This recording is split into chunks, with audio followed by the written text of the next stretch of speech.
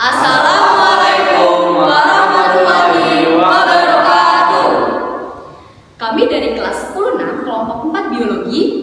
Saya Fernanda Yovan Farezi, absen 13. Saya Salsabila Putri Akila, absen 29. Saya Ivana Wendy Suyono, absen 15. Saya Naisila Malena Putri Wijaya, absen 25. Saya Bilal Setiawan, absen 7. Di sini kami akan mempresentasikan hasil produk dan materi yang telah kami buat.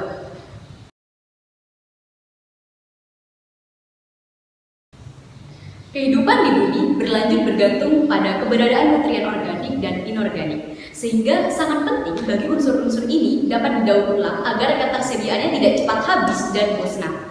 Salah satu unsur-unsur ini adalah karbon dan oksigen. Karbon dan oksigen memiliki daur yang saling terikat satu sama lain. Ada beberapa proses yang terlibat dalam daur karbon dan oksigen, yaitu fotosintesis, respirasi, kebakaran, dan dekomposisi.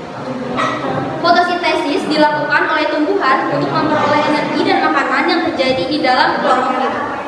Selama proses ini, tumbuhan mengambil karbon dioksida atau CO2 dari udara dan menyerap air H2O melalui akar-akarnya.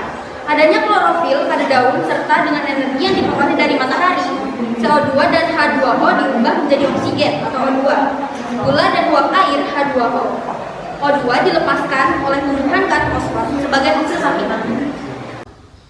Hewan dan tumbuhan memerlukan energi dalam kehidupannya. Energi diperoleh melalui proses yang disebut respirasi atau yang lebih dikenal dengan bernafas. Respirasi ini melibatkan pencernaan gula atau karbohidrat dan oksigen.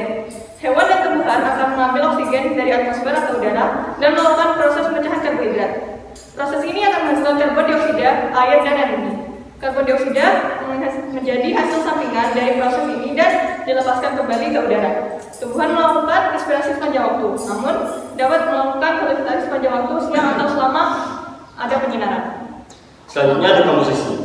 Dekomposisi terjadi pada organisme yang telah mati, dari organisme uniseluler hingga multiseluler yang kompleks. Dekomposer terdiri dari serangga, jamur, dan bakteri. Dekomposisi artinya pemecahan komponen selular dari organisme atau bagian organisme yang telah mati menjadi unsur dasarnya. Unsur ini termasuk di dalamnya adalah air, kalsium, nitrogen, karbon, dan oksigen.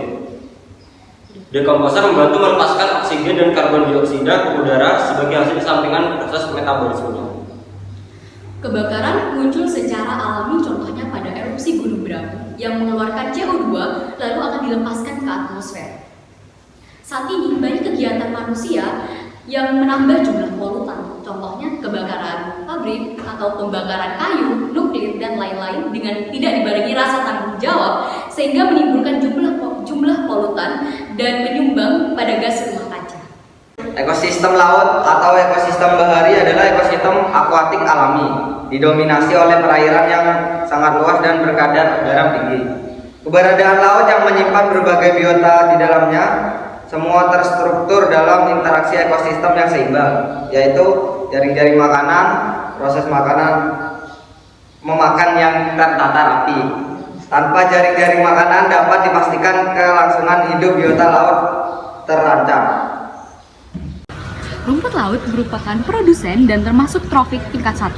Rumput laut dimakan oleh kepiting yang termasuk konsumen tingkat 1 dan trofik tingkat 2.